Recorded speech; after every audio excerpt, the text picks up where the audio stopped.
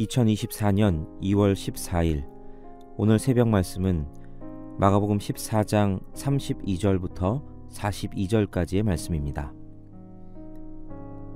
그들이 겟세마네라 하는 곳에 이르매 예수께서 제자들에게 이르시되 내가 기도할 동안에 너희는 여기 앉아 있으라 하시고 베드로와 야고보와 요한을 데리고 가실새 심히 놀라시며 슬퍼하사 말씀하시되 내 마음이 심히 고민하여 죽게 되었으니 너희는 여기 머물러 깨어 있으라 하시고 조금 나아가사 땅에 엎드려 될 수 있는 대로 이때가 자기에게서 지나가기를 구하여 이르시되 아빠 아버지여 아버지께는 모든 것이 가능하오니 이 잔을 내게서 옮기시옵소서. 그러나 나의 원대로 마시옵고 아버지의 원대로 하옵소서 하시고 돌아오사 제자들이 자는 것을 보시고 베드로에게 말씀하시되 시몬아 자느냐 내가 1시간도 깨어 있을 수 없더냐 시험에 들지 않게 깨어 있어 기도하라 마음에는 원이로되 육신이 약하도다 하시고 다시 나아가 동일한 말씀으로 기도하시고 다시 오사 보신즉 그들이 자니 이는 그들의 눈이 심히 피곤함이라. 그들이 예수께 무엇으로 대답할 줄을 알지 못하더라. 세 번째 오사 그들에게 이르시되 이제는 자고 쉬라. 그만 되었다. 때가 왔도다. 보라 인자가 죄인의 손에 팔리느니라. 일어나라 함께 가자. 보라 나를 파는 자가 가까이 왔느니라. 신앙생활하면서 제일 많이 고민하고 노력하는 주제 중에 하나가 기도가 아닐까 생각됩니다. 무슨 일이 있으면 기도해야 되겠다 이렇게 생각하고 또 어려움을 겪는 이들이 있으면 내가 기도할게 이렇게 말하죠. 잘 하지 못하더라도 기도해야 한다는 부담감이 늘 있는 게 우리의 신앙생활이지 싶습니다. 예배 시간에 대표 기도 순서를 맡기라도 하면 많은 분들이 부담스러워 하시기도 하면서 어떻게 하면 기도를 잘할 수 있을까 하는 고민도 많이 하곤 하십니다. 그런데 그건 비단 우리만의 고민이 아니죠. 오죽하면 성경에 보니까 예수님의 제자들도 예수님께 예수님 기도 좀 가르쳐 주십시오 하고 요청했지 않습니까?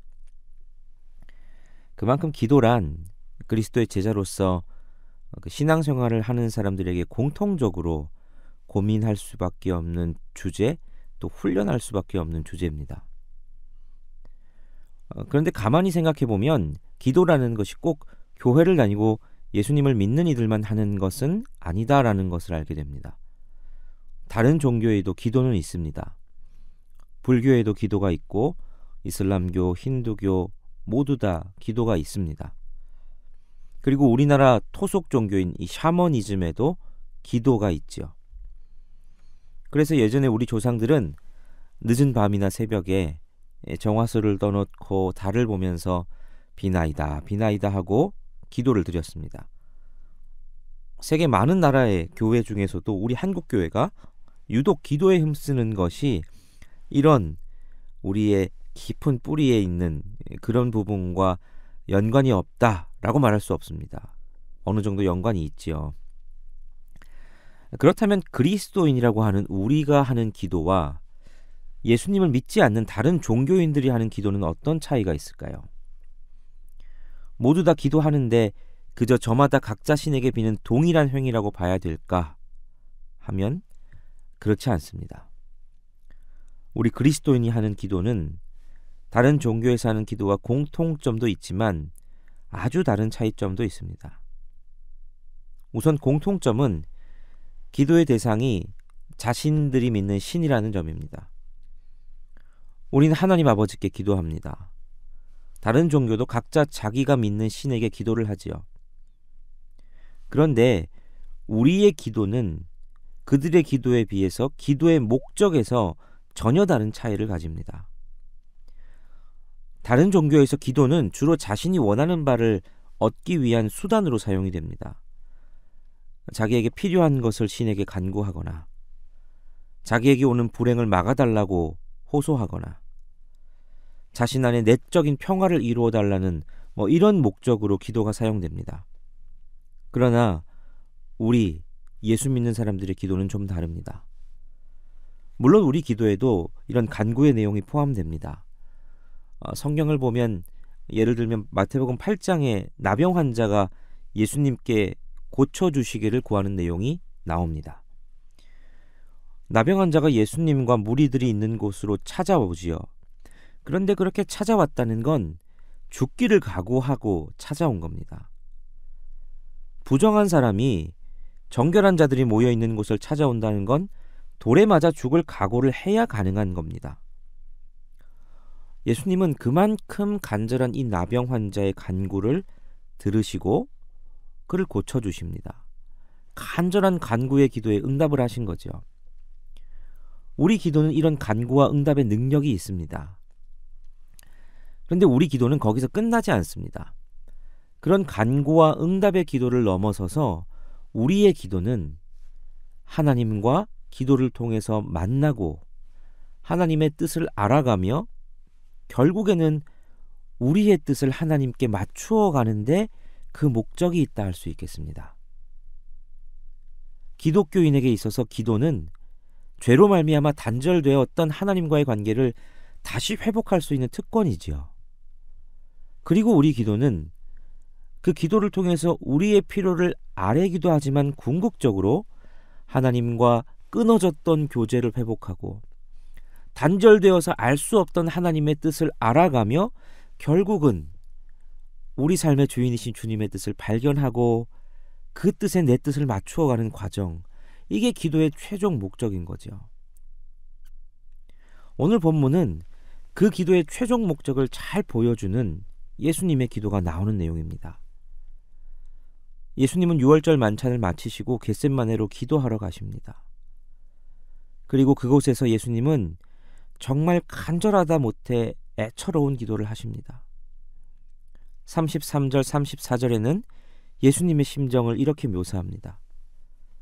베드로와 야고보와 요한을 데리고 가실새 심히 놀라시며 슬퍼하사 말씀하시되 내 마음이 심히 고민하여 죽게 되었으니 너희는 여기 머물러 깨어있으라 하시고, 예수님이 심히 놀라시며 슬퍼하셨다고 말합니다. 공동번역은 이 부분을 공포와 번민에 쌓이셨다라고 번역합니다.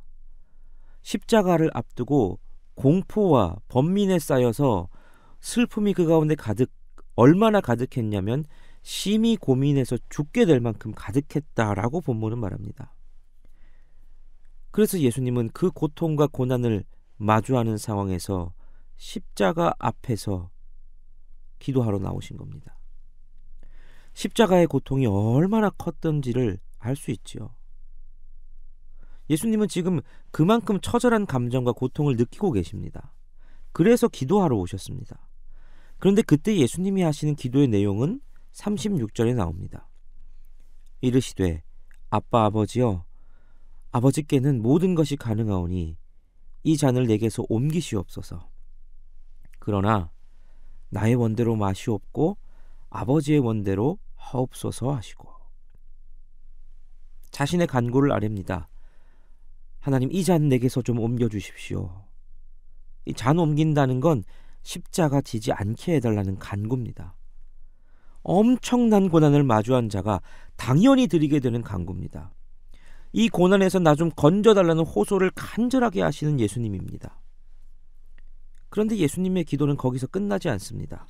그러나 나의 원대로 마시옵고 아버지의 원대로 하옵소서라는 기도를 이어서 드립니다. 자신이 원하는 바가 있지만 그것보다 하나님이 원하시는 바가 이루어지기를 구하는 기도를 드리는 예수님입니다. 그게 우리가 기도하는 최종 목적이기 때문이죠. 이런 기도는 결코 주문 같은 기도가 아닙니다. 그저 써서 읽는 기도에 끝나는 게 아닙니다. 예수님은 정말 진심으로 그렇게 되기를 기도하셨습니다.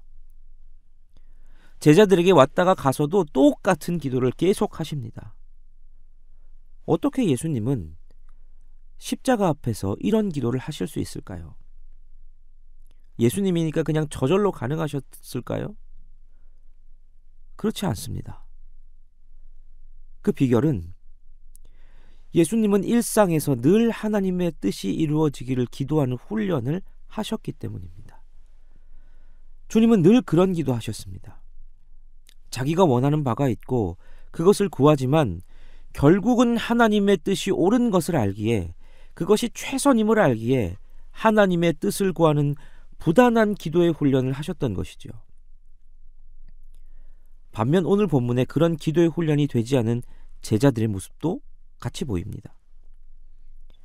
예수님이 공포와 번민에 쌓여서 제자들에게 밤이 늦었지만 깨어서 자신을 위해서 기도해달라는 이 중보기도 요청을 하십니다. 그런데 예수님이 기도하고 제자들에게 와보니 제자들은 1시간도 깨어서 기도하지 못하고 잠에 빠져 있습니다. 3번을 그렇게 오셨는데 3번을 다 잠에 빠져 있는 제자들입니다. 왜 제자들은 깨어 기도하지 못하고 잠들어 있었을까요? 당연히 피곤했겠죠. 제자들이 안 피곤하지 않았습니다. 6월절 만찬 자리에서 포도주도 마셨을 겁니다. 잠도 올 테지요. 그러나 이 모든 상황들이 그들이 깨어 기도할 수 없었던 것의 핑계는 되지 않습니다. 그들이 기도할 수 없었던 것은, 잠에 빠져 있었던 것은 그들이 기도의 훈련이 되어 있지 않았기 때문입니다. 교회에 보면 늘 기도하시는 분들이 계십니다. 그분들 보면 도대체 잠은 언제 주무시나 할 정도로 기도하십니다. 제가 첫 사역을 시작했을 때 그 교회는 매일 철야가 있는 교회였습니다. 매일 밤 11시 반이 되면 철야 예배를 시작합니다. 목사님들이 돌아가면서 인도를 하시죠. 근데 고정적으로 오는 멤버들이 계십니다. 그렇게 공식적으로 1시까지 그렇게 기도를 하고서는 끝이 납니다. 하지만 기도하시는 분들은 거기서 끝나지 않지요. 그 기도회에, 매일 기도회에 담임 목사님, 사모님이 나오셨습니다. 그리고 기도하는 분들과 철야를 하는데 밤을 새워 기도하시고 새벽이 되어 새벽 기도까지 하시고는 그러고선 집에 들어가십니다. 그리고는 오전에는 교회에 다시 와서 신방도 가시거나 성경 공부도 가르치시거나 사모님이 그렇게 하셨습니다. 그분이라고 피곤한 상황이 없었을까요? 그분도 삶에 피곤한 것들이 있었겠지요. 하지만 그분은 평생을 그렇게 훈련되셨던 분입니다. 그러니까 그런 기도를 할 수 있었죠. 기도는 상황과 환경이 좌지우지하는 것이 아니라 훈련으로 하는 겁니다. 예수님이 자신의 간구가 이루어지는 것이 아니라 하나님의 뜻이 이루어지기를 기도할 수 있으셨던 것도 기도의 훈련 때문이었습니다. 반면 제자들이 함께 기도해달라는 예수님의 요청에 잠들 수밖에 없었던 이유도 기도의 훈련이 되어 있지 않았기 때문입니다. 오늘 우리는 어떻습니까? 새벽을 깨우는 이 시간이 바로 우리가 기도하는 훈련의 시간인 줄 믿습니다. 상황과 환경은 기도할 수 없는 이유가 넘쳐납니다. 그러나 기도는 훈련입니다. 훈련되지 않으면 기도할 수 없습니다. 이 훈련이 우리의 삶에, 그리고 이 땅 가운데 하나님의 뜻이 이루어지기를 기도할 수 있는, 쓰임받을 수 있는 훈련 되기를 바랍니다. 그렇게 훈련되어 능력 있는 그리스도인 되시기 바랍니다. 오늘도 이 훈련에 힘쓰신 하루가 되기를 간절히 소원합니다. 함께 기도하시겠습니다. 하나님 아버지, 오늘도 우리로 깨어 기도하게 하시는 하나님의 명령에 순종하여 이 자리에 있습니다. 기도하기를 쉬는 죄를 범하지 않겠다는 사무엘의 고백을 본받고 아버지의 뜻이 이루어지기를 원한다는 예수님의 기도를 본받아 우리도 진심으로 그렇게 고백하는 기도의 사람 되게 하여 주옵소서. 상황과 타협하지 않고 내 삶을 기도의 시간으로 채워가는 훈련을 하게 하여 주옵소서. 그래서 우리의 기도를 통해 우리 각자의 삶에, 그리고 우리 연동교회에, 또 이 나라와 세계 열방 가운데에 하나님의 뜻이 이루어지는 것을 경험하게 하여 주옵소서. 예수 그리스도 이름으로 기도하옵나이다. 아멘.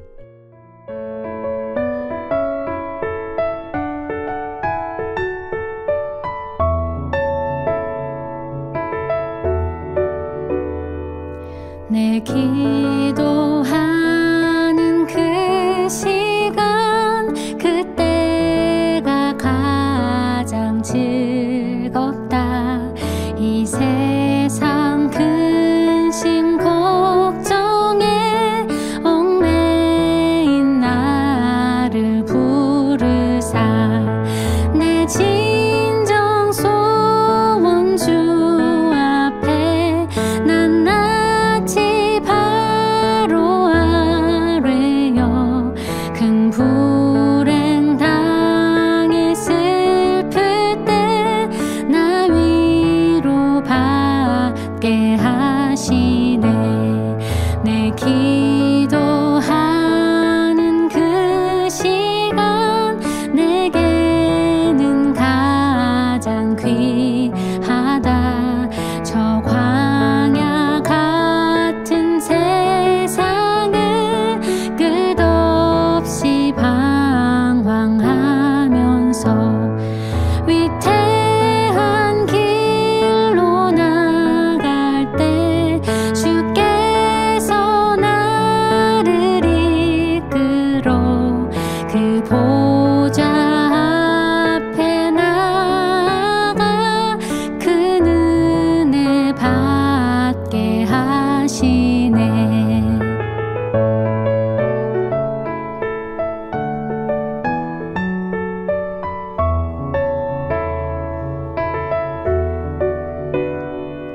내 기도하는 그 시간 그때가 가장 즐겁다.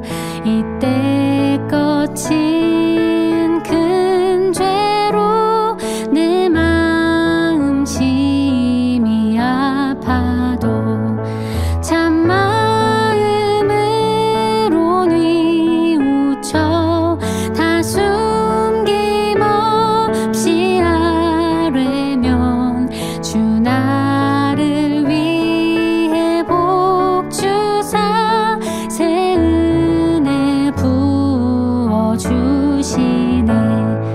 내 기도하는 그 시간 그때가 가장 즐겁다.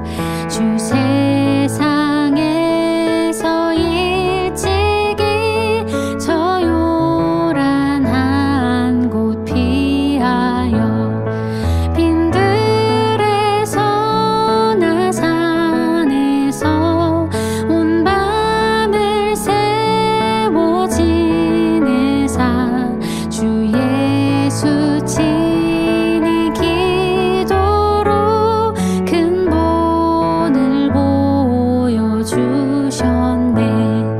빈들에서 나 산에서 온 밤을 세워 지내사 주 예수 친히 기도로 근본을 보여주셨네. 주 예수 친히